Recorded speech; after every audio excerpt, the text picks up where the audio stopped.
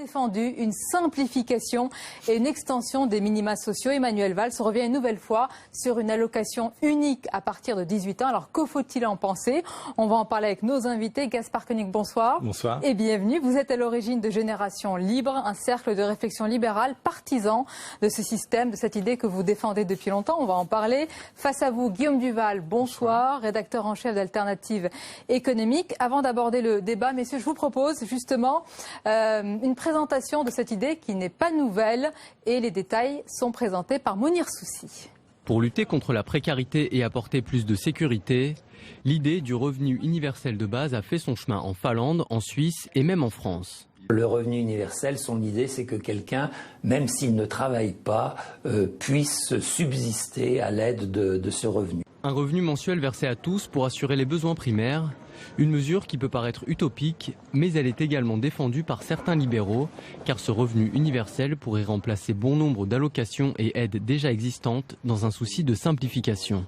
Il n'y a pas besoin pour l'administration de vérifier votre situation ou de la contrôler ou alors éventuellement de vous sanctionner. Donc là, il y a un gain de bureaucratie. Les écologistes au Sénat ont porté l'idée du revenu de base en mai dernier. Pour eux, c'est une des réponses dans une société où le plein emploi se fait rare. Il y a les robots qui rempliront un certain nombre de tâches, qu'on aura des périodes d'inactivité et que malgré tout, chaque individu doit avoir les moyens de vivre et d'être dans la société. Et donc, ce n'est pas une utopie que de donner la place à chacun. Dans leur proposition de résolution rejetée par le Sénat, le revenu de base était fixé à 550 € par adulte, 250 € par enfant, pour un coût estimé à 400 milliards d'euros par an.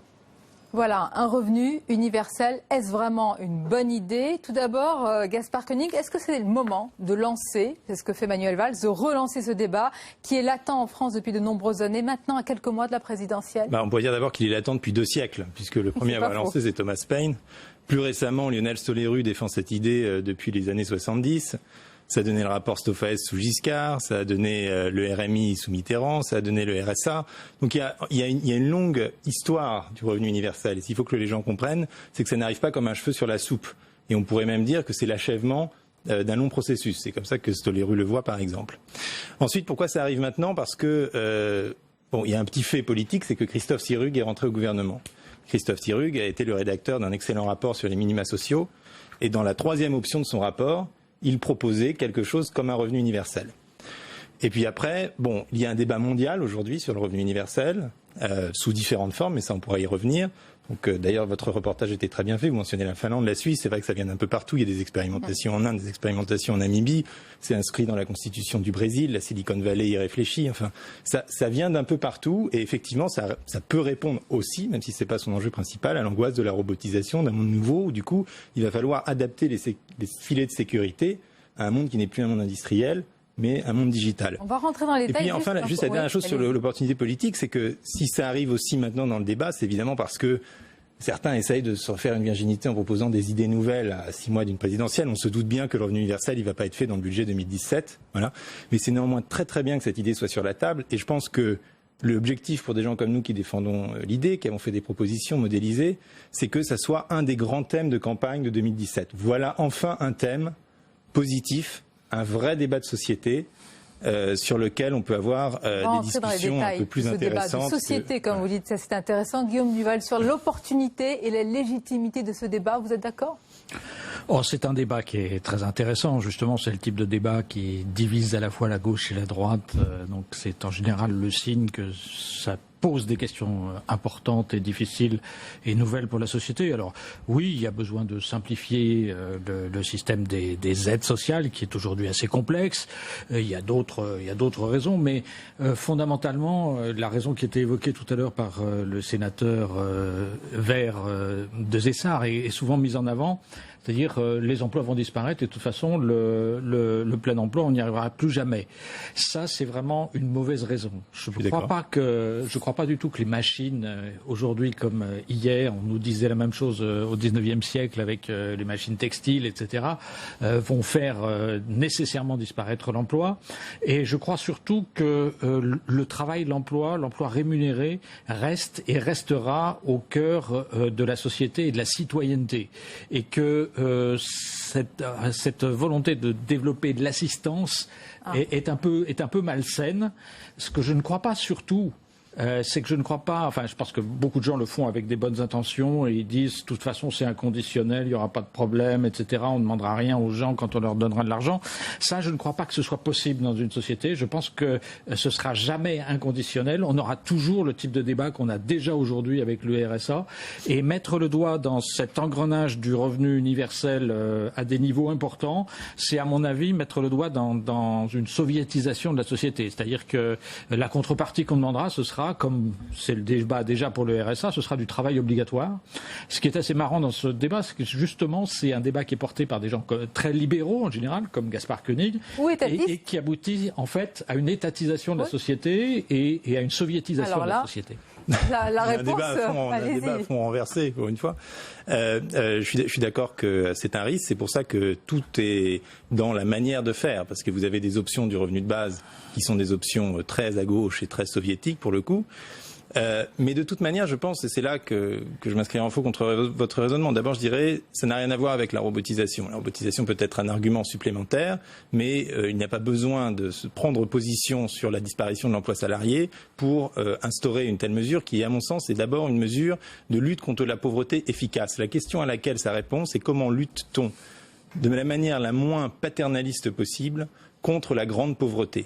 Comment fait-on que dans une société riche comme la nôtre, plus jamais, où les transferts sociaux représentent quelques 400 milliards d'euros par an, c'est gigantesque déjà le niveau de redistribution en France, et pourtant vous avez des gens qui n'en touchent peu ou rien. Vous avez des gens avec un petit écriteau « j'ai faim » dans le métro. Comment faire pour que de manière simple, on lisse, si vous voulez, les effets pervers qui viennent de l'extraordinaire bureaucratisation de notre système d'aide?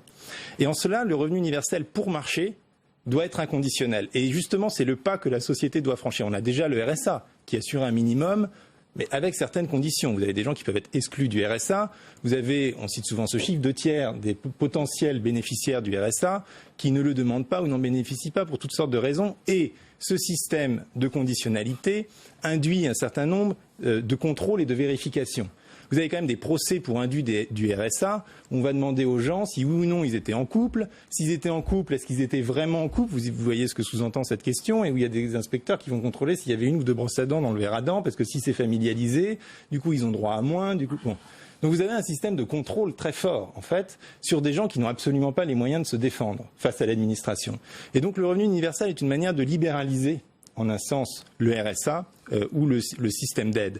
Et pour qu'il marche, il faut accepter le fait, en effet, il faut expliciter le fait qui est déjà sous-jacent dans nos systèmes sociaux, mais il faut l'expliciter qu'en effet, c'est sans contrepartie. Sans contrepartie. Et effectivement, ce que fait la droite aujourd'hui, quand vous regardez les programmes de la droite sur le RSA, elle fait exactement l'inverse.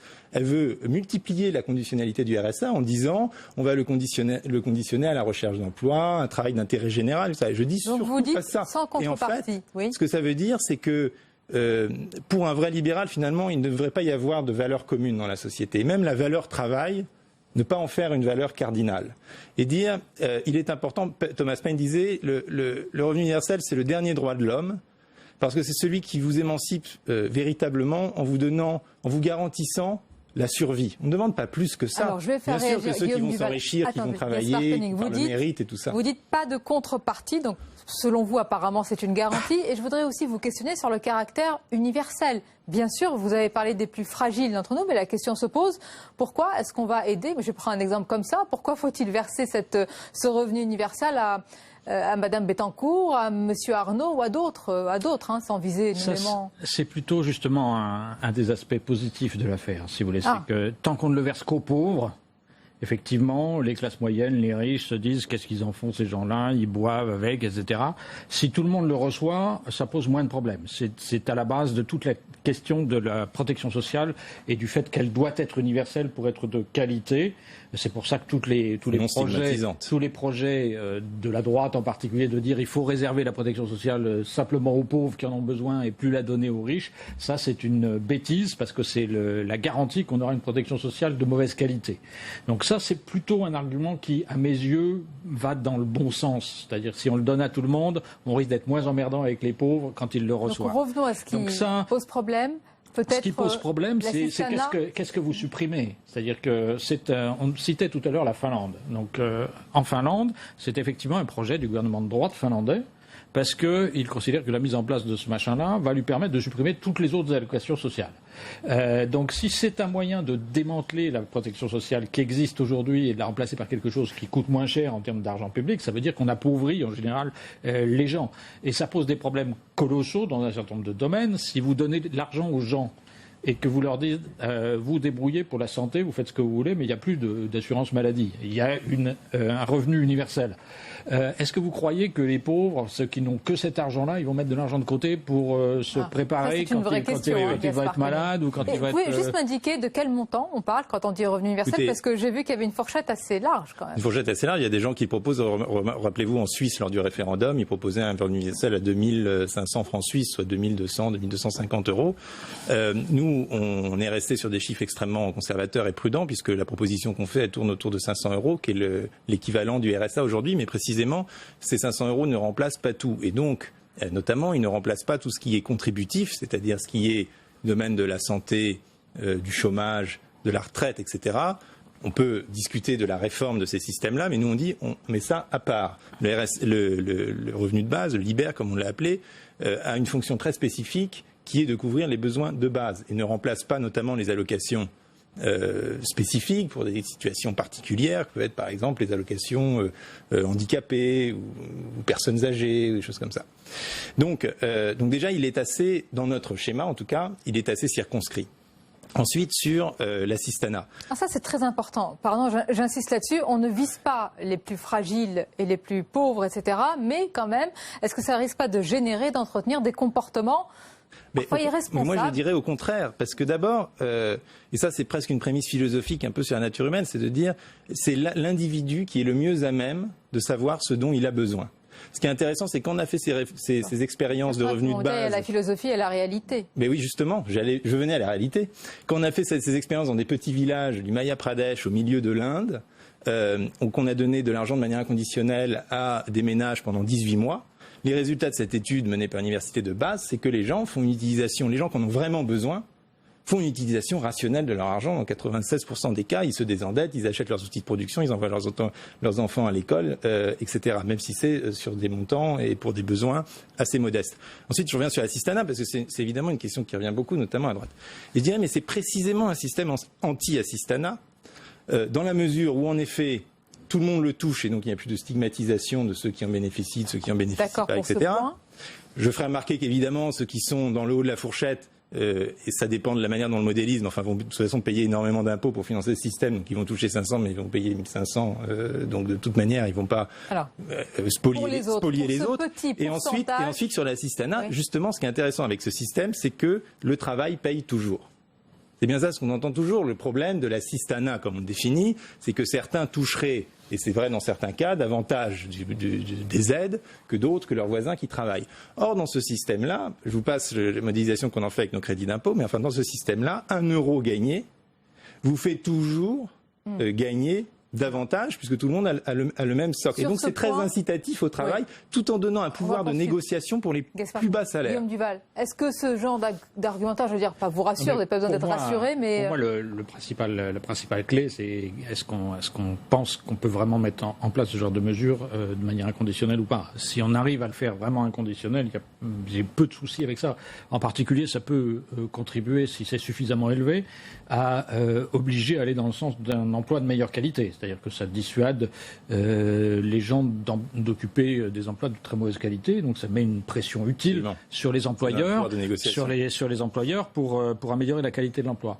Ça présente cependant d'autres types de problèmes qu'on voit dès aujourd'hui, en termes d'action publique, dès aujourd'hui dans les questions de logement par exemple. Donc on a basculé d'une politique où les politiques publiques étaient de construire du logement social vers des politiques où on donne de l'argent aux gens, de l'aide au logement. Mais ce qu'on a vu, c'est que cette aide au logement, cet argent qu'on a donné aux gens, au lieu de construire des logements, ça a simplement servi à faire monter les prix. C'est-à-dire que c'est les propriétaires qui en ont profité. Donc ça, c'est un des biais que peuvent avoir toujours ce type de mesures si on veut remplacer des politiques publiques qui consistent à mettre à la disposition des gens des services en produisant des logements, de l'école, etc. On remplace tout ça par de l'argent qu'on donne aux gens et ils se débrouillent. Les pauvres en particulier risquent de mal se débrouiller et ceux qui en profitent, c'est les offreurs qui vont monter les prix parce que on subventionne les gens pour acheter. Une réaction à l'instant, je voudrais vous entendre là-dessus, Gaspard Koenig, parce que c'est votre proposition. C'est Fred Dubois qui vous dit un revenu universel à 500 € ne couvrira jamais les besoins de base. Monsieur Gaspard Koenig, il faut au moins 800 € minimum. Nous, c'est très simple. On a repris les chiffres. D'abord, il y a très peu d'études en France sur la pauvreté réelle. Il y a beaucoup d'études sur la pauvreté relative. Mais 500, ça correspond à quoi? 500, ça correspond aux chiffres qu'on a trouvés dans les chiffres du Secours catholique. C'est l'étude la plus sérieuse qu'on a trouvée, qui avec des sondages chez les gens qu'ils aident, ont essayé de cibler de combien les gens ont besoin pour se nourrir, se vêtir, les consommations d'énergie. Non, pas se loger. Justement, alors je voulais pas rentrer dans ces détails-là, mais nous avons laissé le logement à part. Parce que le logement, et donc, ainsi que les aides au logement, je ne vais pas entrer dans ces détails, ainsi que les aides au logement à part, dans la mesure où le logement est un capital et pas un flux, et où donc les besoins entre les différentes personnes sont clairement différents. Mais il y a plein de discussions très compliquées, pas seulement sur ce sujet, mais qu'on rentre un peu dans les détails. Mais je pense que ce qui est important, c'est de s'accorder quand même sur la philosophie générale de ce projet, qui peut mettre beaucoup de gens d'accord. Les groupes que l'on rencontre qui soutiennent le revenu de base, il y a des catholiques, des gens très à gauche, des libéraux, des gens très technophiles. Justement, sur ce point, je voudrais qu'on écoute le sénateur Les Républicains, Jean-Baptiste Lemoyne. C'était en mai dernier lors d'un débat au Sénat sur ce sujet. Et vous allez voir, la mesure est plutôt consensuelle. La réflexion qui est ouverte par ce concept est peut-être une heureuse tentative d'apporter une réponse au tristement résigné « on a tout essayé ». Non, on n'a peut-être en effet pas tout essayé car nous n'avons collectivement pas osé sortir du cadre, des schémas établis. C'est donc un débat passionnant, je l'espère fécond, que nous abordons tant les clivages s'estompent sur ce sujet-là. Cela prend tout son sens aujourd'hui car je pense que l'ère des petits ajustements a vécu. Bouger des curseurs sur tel ou tel dispositif existant ne suffit plus. Nous avons sûrement quelques big bangs à réaliser pour libérer les énergies. Voilà, ça transcende les clivages, mais je reviens sur l'intention politique. Vous en parlez tout à l'heure, Gaspard Koenig, avec cette question de Stéphane Bobin qui vous est adressée, Guillaume Duval, qui vous dit est-ce que le revenu universel, eh bien, c'est à défaut pour inverser la courbe du chômage? Est-ce que c'est le lapin qu'on sort du chapeau pour dire, bah voilà, finalement, on va pouvoir lutter contre le chômage de cette manière-là? Non, mais justement, ce qui m'embête un peu, c'est que c'est un moyen de ne pas lutter contre le chômage. C'est un moyen de se dire, on a beaucoup de chômeurs, il faut faire avec. C'est pour cela que moi, je préfère d'autres types de mesures qui s'appellent essentiellement la réduction du temps de travail. Donc, c'est effectivement essayer de faire en sorte que tous les gens puissent avoir un emploi et trouver leur revenu, l'essentiel de leurs revenus sur le marché du travail par leur activité rémunérée, etc. Je crois que c'est ça qui reste à mes yeux, le plus souhaitable.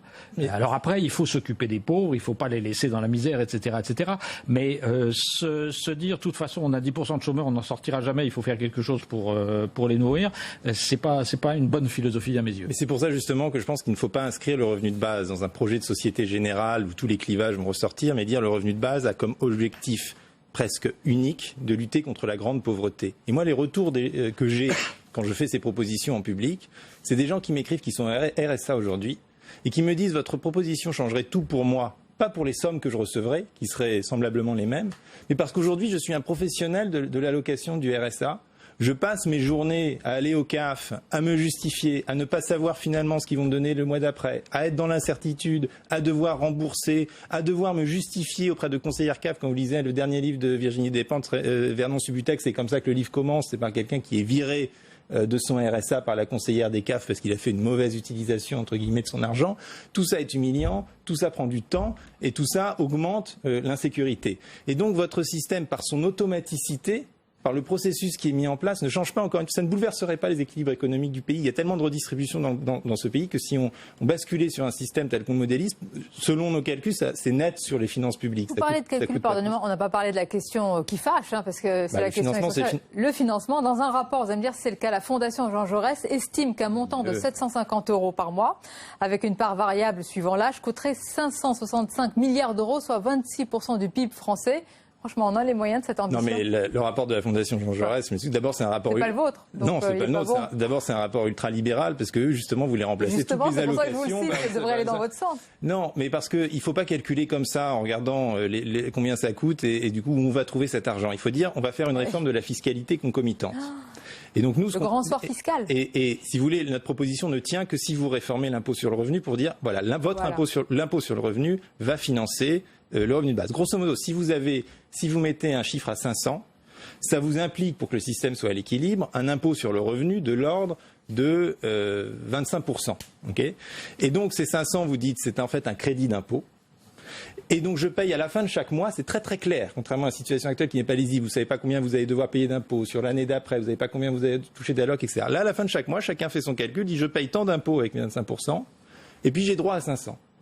Et donc, soit je paye plus de 500 d'impôts, et à ce moment-là, c'est moi qui contribue au système, soit j'en paye moins, et à ce moment-là, c'est moi qui reçois de manière totalement automatique. Et en plus, ça a l'avantage que la droite va adorer normalement, que dans ce système, tout le monde paye l'impôt, fût-ce de manière virtuelle. Ah, vous défendez l'idée avec conviction, mais la question du financement reste, Guillaume Duval.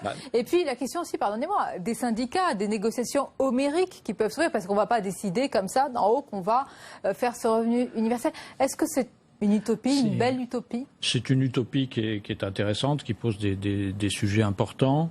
Mais je crois que, si vous voulez, en général, quand des think tanks, des penseurs arrivent dans le débat en disant on va tout simplifier et on va mettre en place quelque chose qui va simplifier, enfin une nouvelle prestation, un nouvel impôt, etc., qui va rassembler tous les anciens, on se retrouve au bout du compte avec un truc en plus par rapport à tout ce qui existe, compte tenu de tout le lobbying, toutes les pressions politiques, etc. Donc l'idée du grand truc simplificateur, que ce soit du côté des impôts ou du côté des prestations sociales, qui va tout résoudre d'un coup et qui va tout mettre d'équerre, ça j'y crois pas du tout. Mais après, ça pose tout un tas de problèmes. Si on réussit déjà, enfin ça a déjà été fait, de mettre ensemble le RSA et la prime pour l'emploi, c'était déjà une bonne chose. Si on peut mettre en plus les aides au logement dans le même pot et simplifier toutes les choses, notamment ce qui vient d'être dit sur les démarches qui sont exigées des gens, etc., ce sera très bien. Mais le grand soir, j'y crois pas dans ce domaine-là comme dans d'autres. Gaspard Koenig, il nous reste juste quelques minutes. En termes d'économie politique, vous avez raison, mais aussi on peut aussi y croire, l'espérer. Et puis nous, notre mission, c'est de proposer une idée claire. Pour défendre votre idée. Mais est-ce que vous la soumettez à un candidat en particulier, justement une idée, et elle va être portée par quelqu'un qui se présente? D'abord, on est ravis parce que ça fait 1 an et demi qu'on a contribué à faire éclore cette idée, qui est une vieille idée que beaucoup de gens défendent dans le débat public. On y a contribué et aujourd'hui, on voit, c'est ça que doit être le travail d'un think tank, c'est qu'on met des idées comme ça dans le débat et elles atteignent aujourd'hui le Premier ministre et les principaux candidats. Et nous les voyons tous, nous leur soumettons à tous l'idée. Certains sont réceptifs, d'autres non. En tout cas, je pense que certains qui ne se sont pas encore déclarés pourraient bien basculer en faveur d'un revenu universel. Et, attendez, qui ne s'est pas encore déclaré? Vous parlez d'Emmanuel Macron. Sur la question. Je ne sais pas exprimer sur la question. Et j'espère bien que, justement, le débat que nous avons ce soir, puisqu'il nous regarde tous, va achever de les convaincre. Eh bien, c'est à suivre. Nous aurons probablement l'occasion d'en reparler. Merci, messieurs, pour ce match des idées.